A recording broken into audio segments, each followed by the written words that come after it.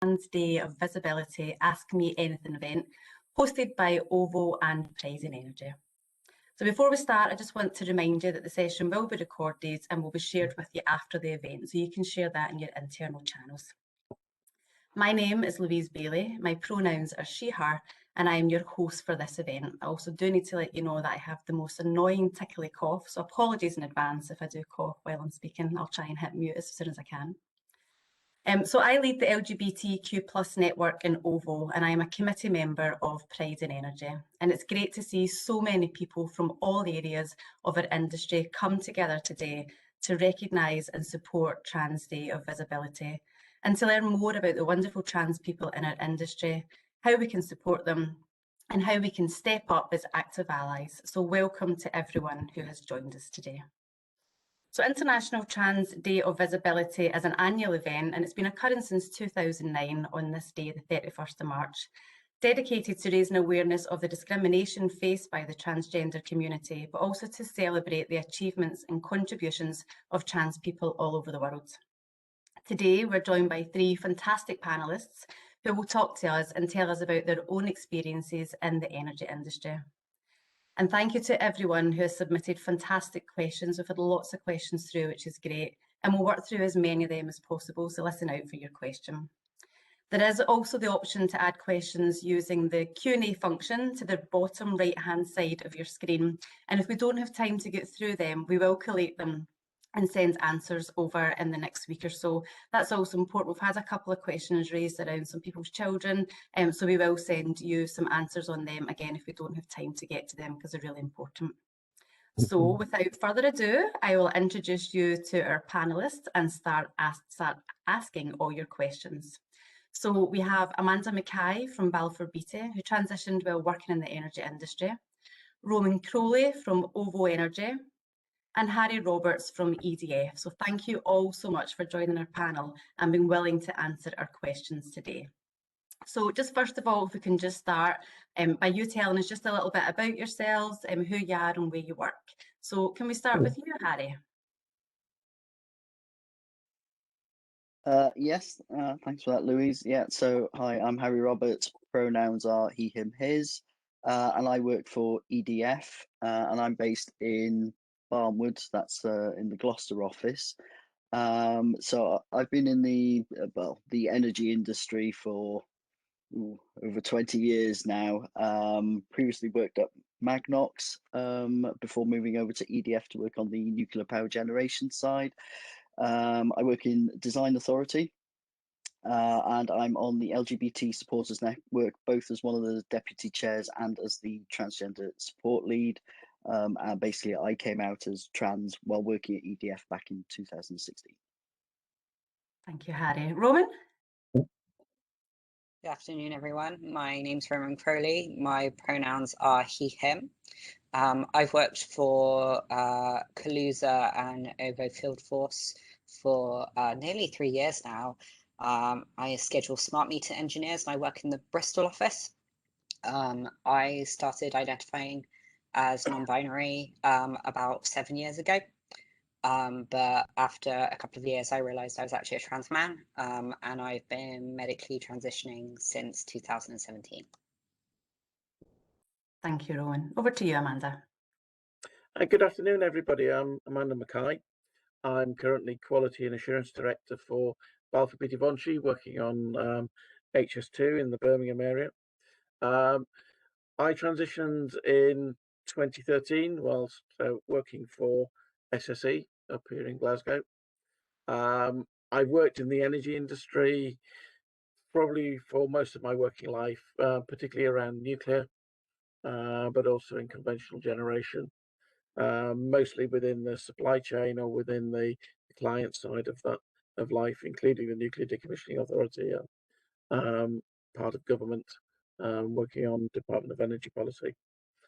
I'm a member of the executive for Building Equality, which is an LGBT construction group, and I'm also on a board of a number of charities across Scotland for LGBT health and for trans activities. Thank you. Busy women. Amanda, can you follow up on that just by telling us about your experience, so for everyone, to tell us about your experience transitioning in the industry, or being trans in the industry? What specific challenges did you face in the energy sector, and what advice would you provide to an energy organisation to improve everyone's experiences? Okay. I think for me, transitioning later in life was quite interesting. I was leading quite a large team of people at the time in a sort of a major projects part of SSE. I initially approached HR, and I think it was probably the most panic-stricken young lady I've ever come across, because she thought that I wanted a pay rise and not to transition. And I think that was a real eye opener for her. She'd never ever been asked that. And my transition went reasonably well within the organisation. It was well planned. It was well thought out around how we informed people, how we educated people, and that came really from a desire from the HR team to actually learn. And I found myself actually teaching people what it was like to be trans, what were the things that they needed to do or not do in some cases. I think sometimes there was a sort of they try to overthink things and consider all of the risks and all of the issues that may occur. Now, I consider myself fairly lucky that went very well. I do know of some others within the same organisation who had a really bad experience. And I think it comes down to personality and on your own individual confidence, but also to the fact that the team that I worked with and helped me with my transition were willing to learn. The organisation was very, very good. They accepted my transition. It was probably the scariest day of my life coming back into work a month after disappearing, when nobody knew. They just thought I was going on a long holiday, and they were informed the following Monday that I was in the process of transition. One of the things I did do was write a personal statement to everybody within my team, and I shared that. That was then shared across the business unit, so everybody understood what I was doing, why I was doing it, how I'd been affected throughout my life with having to not really be myself, not being my authentic self. And I think the worst moments, one of the worst moments, was that Monday morning whilst away on holiday in the Highlands of Scotland, was receiving text messages from people who'd just been told. And that was a really powerful message, to get that support from one's colleagues and friends and people within my own team. And so I really enjoyed my transition. It boosted my confidence, and I think that's something for any organisation. Supporting a person coming out and transitioning in the workplace is very, very important, because sometimes they may not have that support at home or in their own personal group of friends. And work is such a large part of our lives. And for many trans people, many of the people that I help and support in Scotland don't work. They struggle with it. They struggle with their mental health because of their transition. And I think being a supportive employer and having supportive colleagues and allies at work is so powerful. It can get you through some really dark times when you know that work, which is where you spend most of your life, particularly up to retirement, is a supportive and friendly environment, where you can discuss things, where you can deal with the issues, and where you know that you will receive that support. I ended up moving on from the organisation because of an issue with a senior director within the organisation. And I think after the event, they realised that they needed to change their ways. And I know that SSE have done a lot of work since then, since I left the organisation, around diversity and inclusion. And I think it's a far better organisation now than it ever was before. I moved into the construction industry construction is not the most LGBT friendly environment, or was never perceived to be. I have to say, my perceptions of the industry changed dramatically after my first 6 months with Balfour Beatty. I worked on energy projects at Sellafield, at Hinckley, and over at Wilbur, and I found the industry to be incredibly accepting and understanding.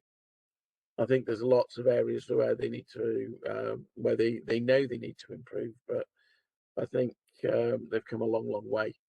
And groups like Pride in Energy and Building Equality, sector-specific LGBT organisations really help to educate and spread the right message. And you just have to look on LinkedIn today at all of the Trans Day visibility events and comments to know that industry and industry organisations are really supportive. Great. Thank you, Amanda. And Harry, can you tell us about your experience? Yeah, sure. It's similar to Amanda's in that my experience was wholly positive at EDF. So when I decided to come out, rather than I think initially I actually spoke to occupational health, and that was mainly because I thought at the time that occupational health, they treat everything in confidence, so it was good to have that discussion with them. And initially I wanted them to guide me to the right person in HR, but it turned out that they couldn't find out who the right person in HR was to speak to. So after a couple of weeks of this going backwards and forwards, and as I say, they weren't in terms of doing their best, I basically sort of bit the bullet and thought, right, I'll write a letter to my line manager, to my branch manager. And I find I'm quite a fan of letters in order to try and explain things and give people a chance to digest things. And he was great. He took the letter, he arranged a private meeting between us to talk about it, and he was up front and said, right, I'm not quite sure what we need to do here, but I'll go and talk to HR and we'll talk about it. So I was already fairly well informed about what needed to do and what my position was in terms of work and discrimination, that kind of thing. And he dealt with HR. So rather than me talk to HR, he dealt directly with them. But it was very clear that how I was going to come out was very much up to me. It was it's my transition, and he was very clear and he was very good about making sure who he could speak to in terms of revealing the information and who he couldn't, and we sort of confirmed that in writing, which is always a useful thing to do.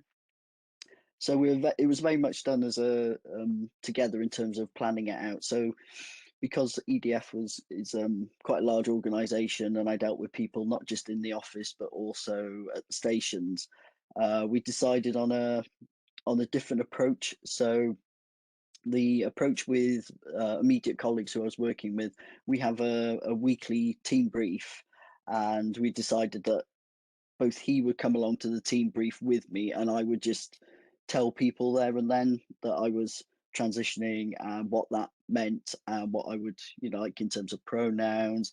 My name at the time, I keep with my first name, which Harry is a middle name. So that sort of made it easier for people. There wasn't really a name change as such at that point.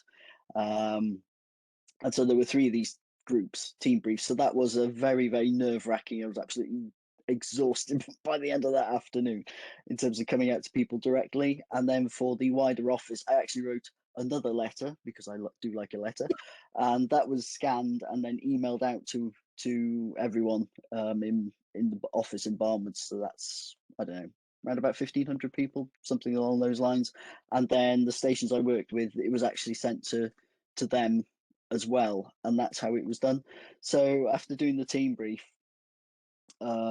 session, I just basically left the team briefs then and just went to sit down while they finished off their team briefs. And it was great. It was support from everyone, and the best, you sit there at the desk and you just sort of try and keep your head down, because the email's gone out and that everyone, you've told people face to face, and people just sort of came up and said, right, should we go for a coffee? And we just went for a coffee and just general chat about it. because I'd made it clear that, you know, I was happy to talk about it because it's unusual. Certainly, I don't know anyone in work who's transitioned. I know we do have trans colleagues, but I didn't know anyone at all. We have the network, so as part of when we were discussing how to come out, we did have guidance at EDF, and I was put in touch with the chair of the LGBT network as well. So that was also useful, and that information was signposted, I think, to people at the time. But yeah, it's been a really positive experience, and I know, unfortunately, that's not the case for everyone. Certainly, you know, some people either at work, you know, are rejected, or, you know, worse still, you know, family and friends don't accept them either. So so that it is important in terms of that sometimes, as Amanda was saying, work can be the safe space rather than the other way around. And some people perhaps have transitioned in work, but not necessarily in their home life. So even if somebody is open possibly at work, it's not necessarily taken as a given that they're open in every aspect of their life necessarily.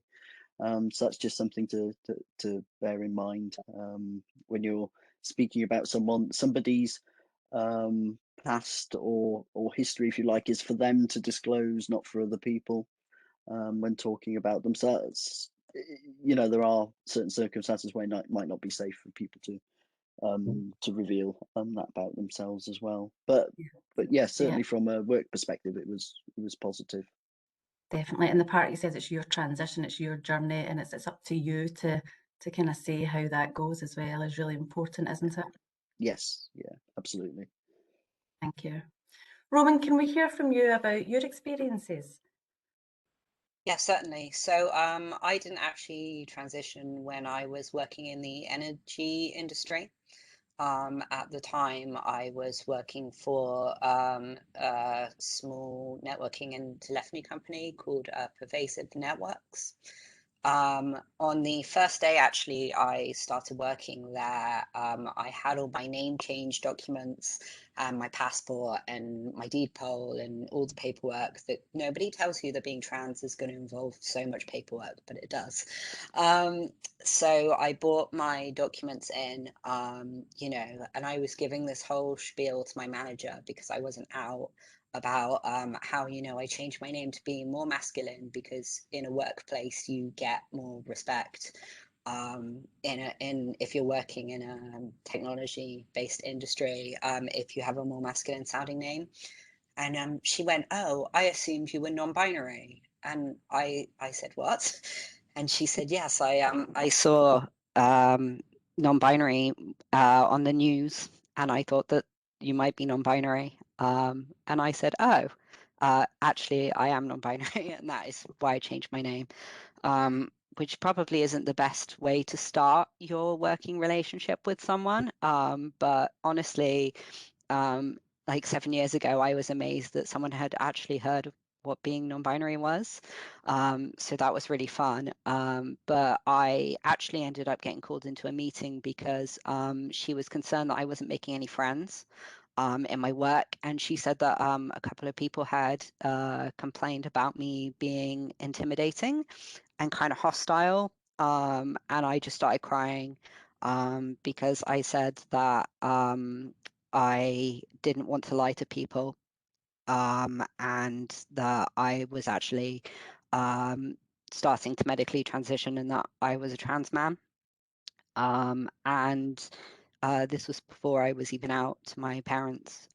As Amanda and Harry said, people don't always receive the support that they need. And I had a lot of trans friends, and I knew that my colleagues would be okay. But I actually came out to my work before my family. And my boss said, "You're the first trans person I've met." And I said, "As far as you know," because I guaranteed people have met trans people and they don't even know about it. And she said, "Oh, what do you want to do?" and I said, I would like to send an email out to my whole office and I would like to go home, please. Because I think that the benefit of the media being more aware of us and sharing our stories as a whole is obviously a fantastic thing. But I think that at the moment people feel very owed to trans stories and trans narratives, and we're in this kind of public sphere and people feel it's a very sensationalized thing at the moment. And I just had some image of this being like the end of the EastEnders-esque reveal to people, and I didn't want to really stick around for. I think a lot of people ask some very knee-jerk reaction questions when they find out you're trans as well, that they don't necessarily run through their filter of, this is my work colleague, should I ask them this question? Or should I maybe file that away later and Google it? So I said, oh, I'd like to go home for the day, please. And she said, oh, absolutely, no problem at all. And I actually did receive about 40 emails from people, just saying like, thank you for, trusting us with that information, if there's anything we can do to help. So the response was overwhelmingly positive, which was lovely. And then when I was leaving that job, I purposefully sought out OVO as a place to work. As Amanda said, a lot of trans people have problem with unemployment. And I actually, when a lot of trans people, when they look for places to work, they ask their trans friends where they work. Because if the company already has trans people in it, then you know that you're probably going to be safe there, and it's probably less likely that you're going to have to do all the hard work of educating people, because 98% of the time the onus is on the trans person to provide that education. So I asked around, and none of my trans friends actually worked for OVO, but a lot of my friends who are cisgender had, and they said it was a very progressive place to work, and that there was quite a lot of LGB people there. So I actually sought out OVO as an employer. And that was really good because in my interview, I just went, oh, I'm a trans man, and my interviewers went, cool, and then asked me the next question. It wasn't a big deal. And I feel like I've really kind of landed on my feet here because the Pride in Ourselves network is really great, really well informed, and I was able to work really closely with our network to influence the transitioning of work policies that we have here, just so that we do have policy backup and advice for anyone that chooses to enclose that they're transitioning whilst they're working at SSC and OVO. So I really feel like I landed on my feet here. So yeah, ultimately it was a good experience, except for that one person that shouted across 2 rows of desks when I was talking about getting my top surgery at my old company to ask if I was having the other surgery. And I just didn't, without thinking, just fired back, did you just ask me about my genitals across the office? And just kind of heard the whole room go for a sec, which probably wasn't the best way of doing it. But to be honest, if you're going to ask me an overly personal question, then you deserve to be embarrassed. Thanks for that, Roman, and we are delighted that we have you.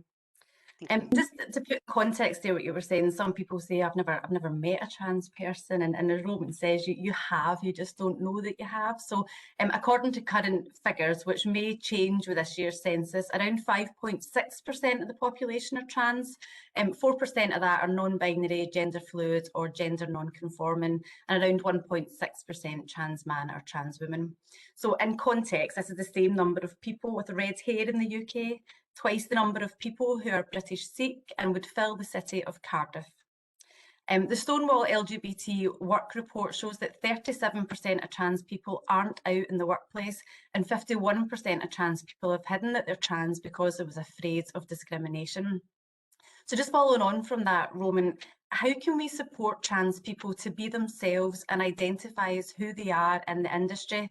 What, if anything, would you like to see more companies or professional institutions in our industry do in supporting trans employees, members, or customers? I really love that this was the most commonly asked question out of all the questions that we had. So that was really nice to see. I'm sure that Amanda and Harry also have a lot of things that they can suggest, but I think honestly, one of the most important things you can do as a company is welcome trans people to your company before they're even inside it. As Amanda said, that a lot of trans people do struggle with employment. So I think that companies need to make it, abundantly clear that there's space for trans people at their table. They need to list transgender people on their disclaimer on their job advertisements, put it into their branding, their social media. I think that every company should work with Stonewall and other LGBTQIA plus organizations just to make sure that they have policies in place to ensure that their company and the energy industry is a place where trans people can just turn up and excel, just like any other person that you employ.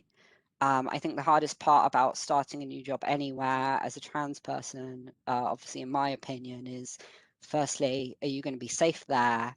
Are you going to face discrimination from your colleagues or your clients or your customers? And secondly, how much energy you have to use on a daily basis explaining trans issues to literally everybody you come across. So if a company's training every single person from the CEO downwards, then you can create an informed environment where trans people can A, feel safe, and B, they don't become like an involuntary unpaid educator for your company on top of everything they're already doing for their work. And that might sound a bit shady considering that that's actually what I'm doing right now. But, I've chosen to do this and, my work is comfortable in setting aside time for me to do that. But what you don't see is everything on a kind of a minute-to-minute basis that trans people have to do in order to be understood and by their colleagues and everybody they come into contact with in their lives, and how coming out isn't a singular event, and that just increasing your employers, your employee base's understanding of trans issues just really takes the onus of off the trans people themselves, and then we can just get on with doing our jobs and doing what we need to do for your company, and also just makes it a lot more comfortable a place for us to be in the first place. Yeah, thank you, Roman. Amanda, anything that you would add there? I can say Roman's done a really good job there, but for me, there are a couple of things. One is about never making assumptions, because everybody's transition is different. And, I was lucky that I had a clean sheet of paper that knew nothing, and it was about my experience and what I wanted them to do. But in my own organization now, they've made us, they made a few assumptions, and it didn't work so well for them because the company was trying to be genuinely helpful, but just assumed that people were going to go through a set process, and it's not. Anybody who's been through transition knows that there are a billion pathways to transition and a billion different end results. It's never set in stone. It's down to the individual. The other thing I would say is that a lot of organisations need to educate themselves. They need to better understand what transition is and what and the whole trans, non-binary, gender non-conforming side of life is. Because again, I find sometimes they try to pigeonhole people into a little slot. You're either LGBT or you're part of a gender group, or and for me, a lot of times you find yourself educating And as Roman said, you know, the first trans person becomes the trainer for everybody else, and that's not always what people want. They want to get on with life. One thing I would say about recruitment, because I've been through a number of processes, and I had some really bad experiences in recruitment. When I moved from SSE I was looking for another job. From the, you know, let's invite the token tranny to a job interview just for a laugh. That was a horrifying experience. You know, turn up at somebody's office and everybody knew that there was somebody trans coming for an interview. To finding that your CV doesn't work anymore, you know, because people pick up that you're trans. I make no, you know, I don't hide the fact. It's, you know, you read my LinkedIn profile, you'd know I was trans. So you find that level of bias, and I think I would say companies have to make sure that they don't make assumptions. They judge a person by their ability, not by their presentation. And I think that's a you know, I did an exercise which, if anybody looked at my LinkedIn profile, you would see I sent 10 CVs out in my old name and 10 CVs out in my current name. Exactly the same, just different name on the top. Amanda got 2 responses, of which were 2 rejections. Martin got 10 responses, of which 7 were invitations to interview. That says an awful lot. Mm-hmm. So, you know, there's a lot of things there. So education is the key thing for me, and also, as Roman's already said, it has to be a safe space, and being a safe space means that from the CEO downwards, everybody buys into that. Yeah, thanks, Amanda. And Harry, Amanda and Roman have told us lots of ways that we can support, but is there anything else that you would like to add there? I don't think there is, to be honest, because they've both done a sterling job in pretty much covering everything. Certainly the major and the key things. I've not come through recruitment having, you know, transitioning or after I've come out, so I can't really comment on that. But yes, inherently, I think society has a lot of biases that it needs to work through, and I think some of which it doesn't. It's so insidious, you doesn't even realize. People just don't even realize it's there, and it's difficult to shine a light on that. Because once you recognize it, then you can think about it and you can do something about it. But yes, we offer, for example, we do have diversity and inclusion training, but it is optional. I think there are pros and cons to saying that should be compulsory and should be treated almost at the same level as we would treat health and safety, for example. Like I say, I think there are pros and cons to having it as compulsory, but I think that's something maybe organisations should look at, and that way you do catch people from, you know, from the very top all the way through the different levels of the organisation. Yeah, agree. Thanks for that. So Amanda spoke about some blockers in the recruitment process. Roman, can you tell us what blockers you've seen in the workplace that have made you feel less included, or what changes that have been introduced that have made you feel more included, and any other changes that you would suggest or like to see brought in the future? One of the things that really made me feel included when I started working at OVO is when you're filling in your diversity form, like for HR, there were like 20 different gender options, and non-binary was on there, and transmasculine was on there, and that was a real surprise to me. I don't think before then I'd ever seen non-binary or transmasculine on a form literally anywhere. So that was really awesome. And I like that not everybody, but quite a lot of people within our company at least put their pronouns in the bottom of their emails.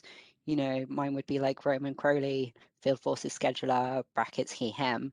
You know, and I think that really opens the doorway for people to have their pronouns normalized, especially if you use they, them.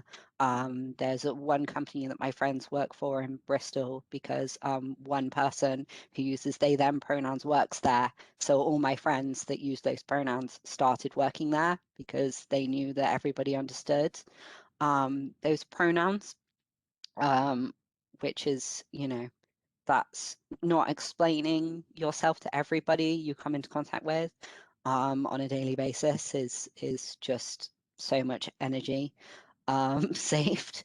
I think that I will try and keep this short because it is a real vendetta of mine.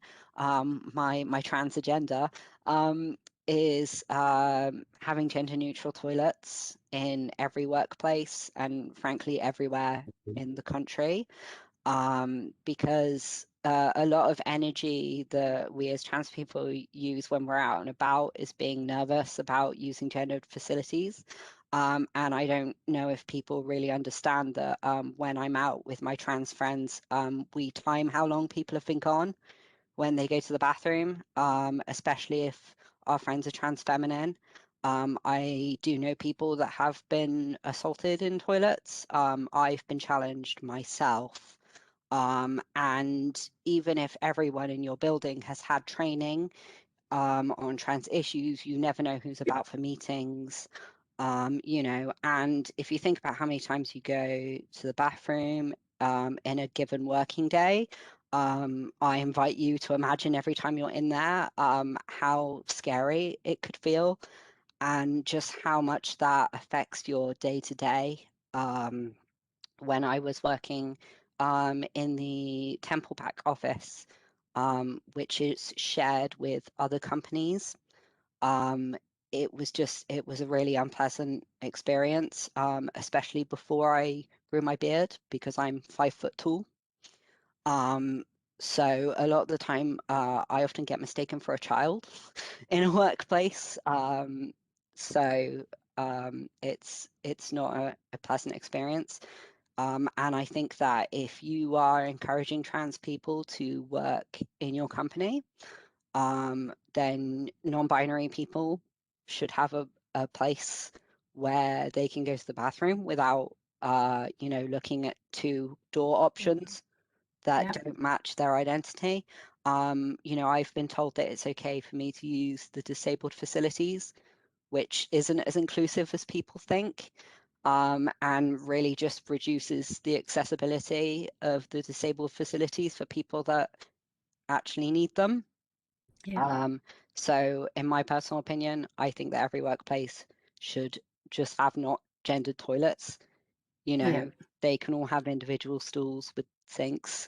It Just doesn't a need toilet, to. isn't it? Just like you have in the house, that's it. Exactly. Yeah. You have gender neutral toilets in your home. It's no different to have them at your place of work. That's just a personal bugbear of mine. Thanks for that, Roman. So we have just about 15 minutes left and still lots of questions to get through. So Amanda, I'm just going to ask you, when you've spoken about HR, what advice would you give to people, especially HR or people teams, when handling sensitive personal questions? I think the first thing is that A is about listening to the person themselves, the trans person, what they want and how they want to phrase things. Some people are quite open and quite happy to answer sensitive questions, but not everybody is. And I wouldn't perceive to ask one of my co-workers or one of my team about anything to do with their genitals or to do with their their home life or different things around whereas people seem to think it's quite trans people are quite happy to answer these questions, and there's a lot of assumptions out there that the onus is on the trans person to answer that question. Well, there isn't, because it's not a fair question.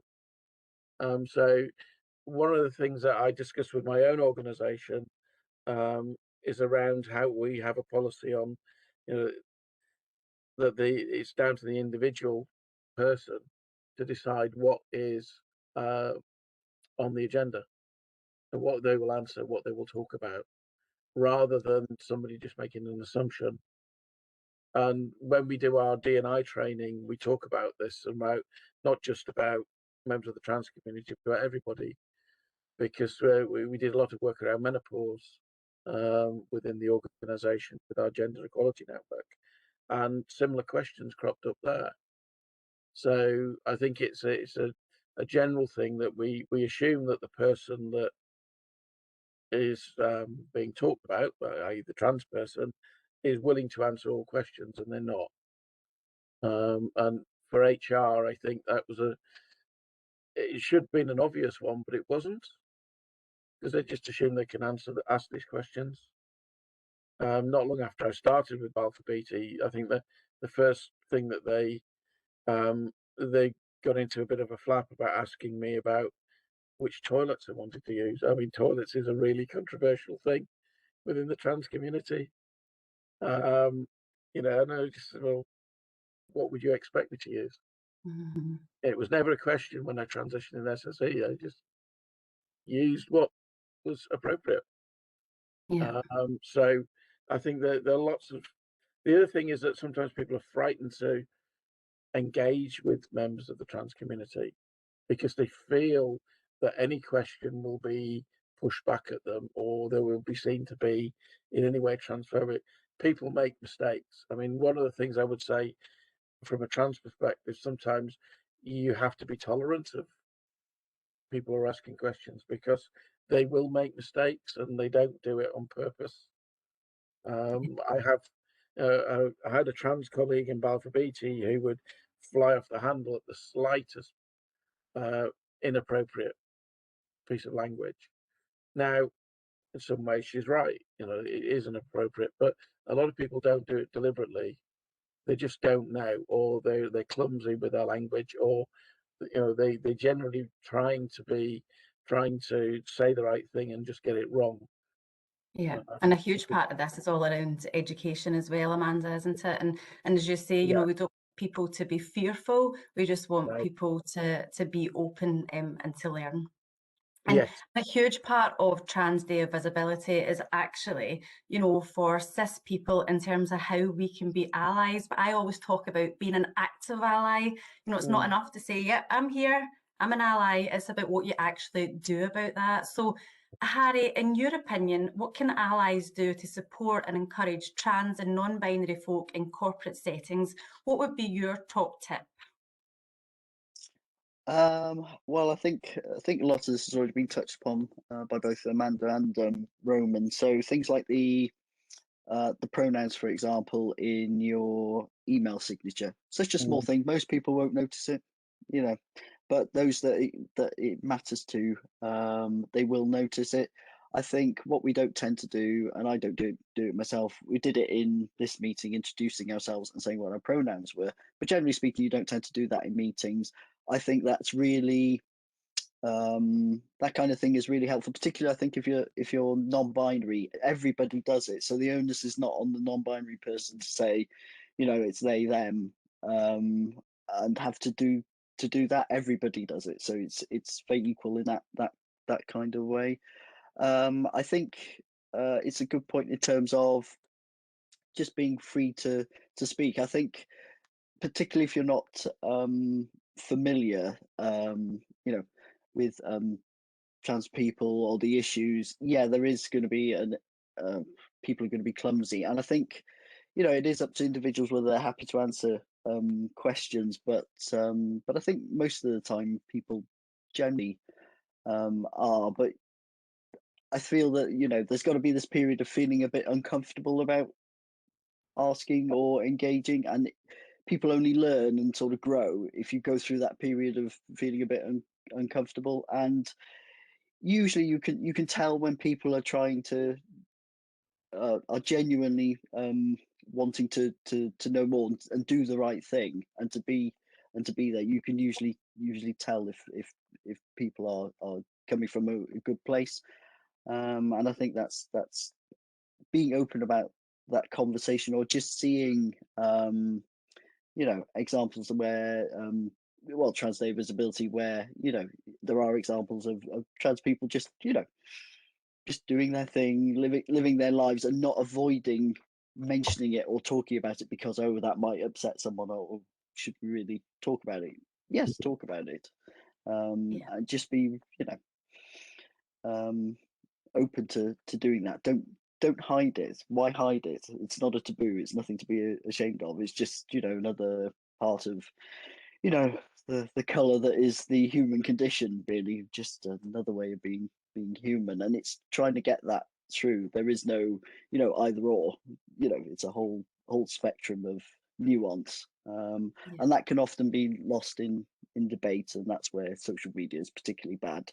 It's not really the medium for discussing nuances, I think.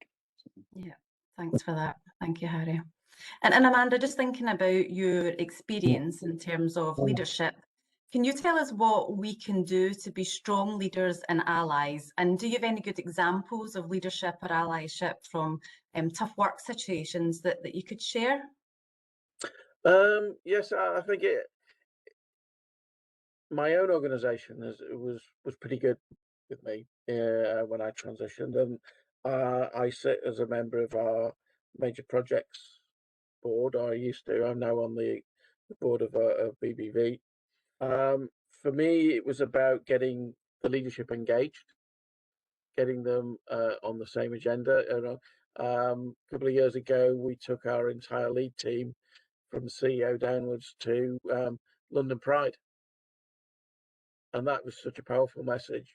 They looked very uncomfortable when they were stood there at the beginning of the day with their building equality T-shirts on.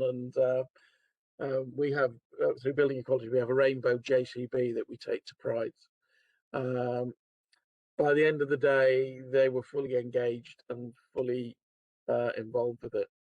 The other thing that we do a lot of is reverse mentoring.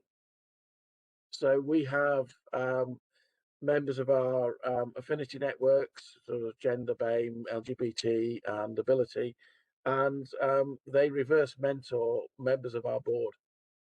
And so every year they have two reverse mentors each. And LGBT have been there both all spectrums of the L, the G, the B, the T. We've had a couple of non-binary people as well mentoring them. They now have a better understanding of what it's like, that lived experience for junior members of the team. And particularly, I have an apprentice in my team who is trans, who came out at school. So she joined us as a young woman, and everybody, nobody really knew that she was trans until she told everybody. She needed to go for surgery, so she needed some time off for surgery. And the management have been superb with her because they understand that process. They've got that empathy that goes with that better knowing and being able to be better allies. The other thing I found is that they won't tolerate any form of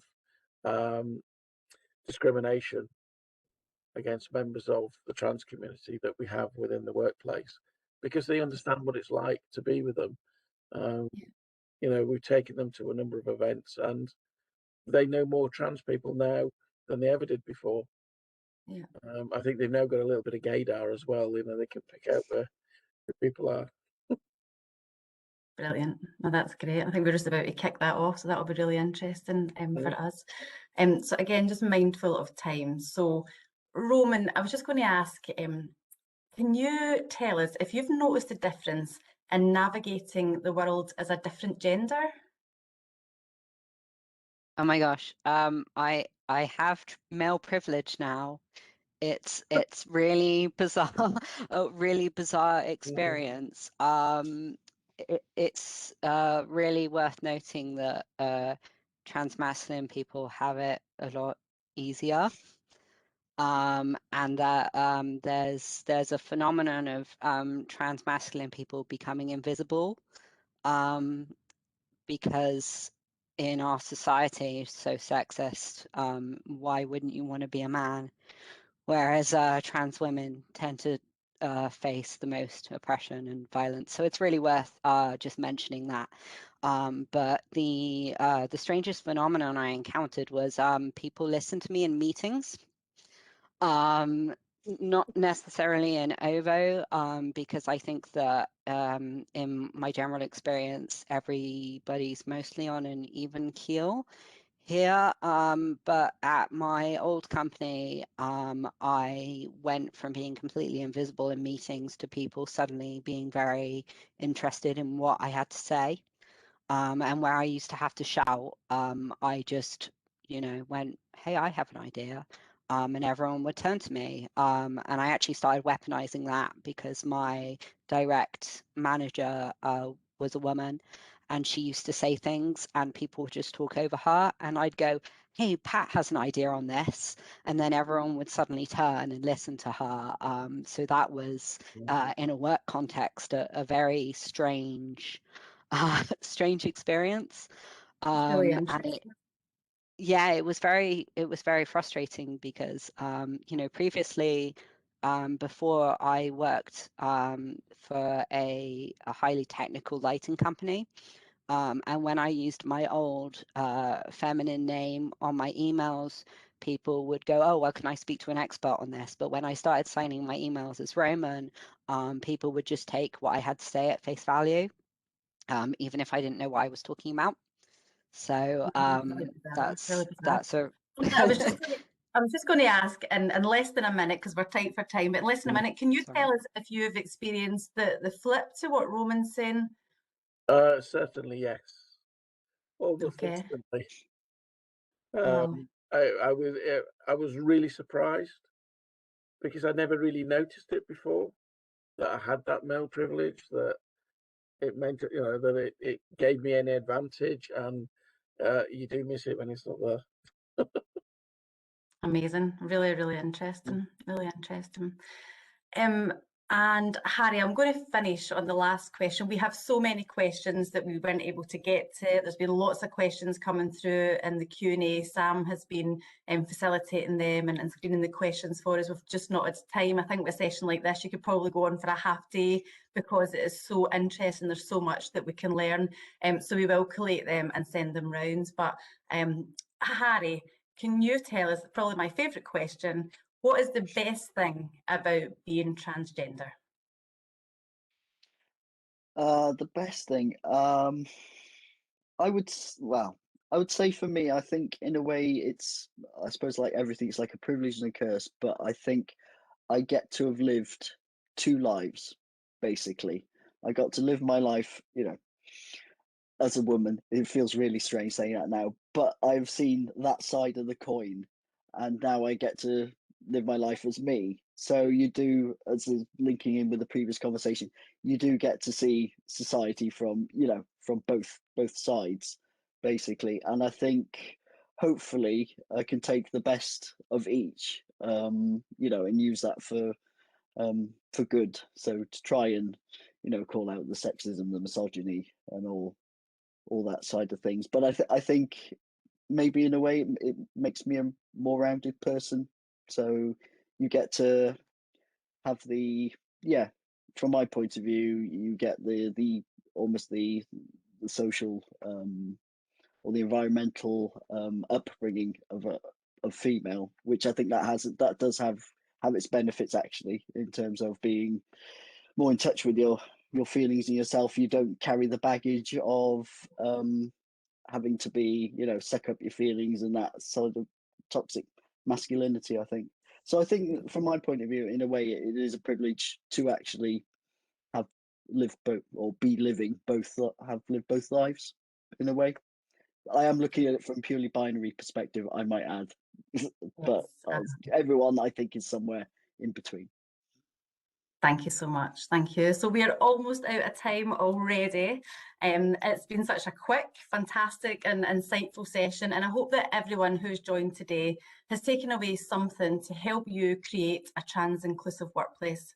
Massive thank you to our panelists. I really appreciate you taking the time and joining the session for today.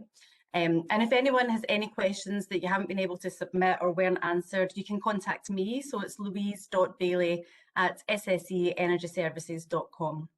And also, if anyone does need any help or support with any of the issues that we have discussed today, again, you can contact me or our panel. You can also contact Gendered Intelligence or Mind Out, or also you can contact Mermaids for support for young people. So again, thank you all for joining, and happy Trans Day of Visibility. Thank you all. Thank you. Thank you.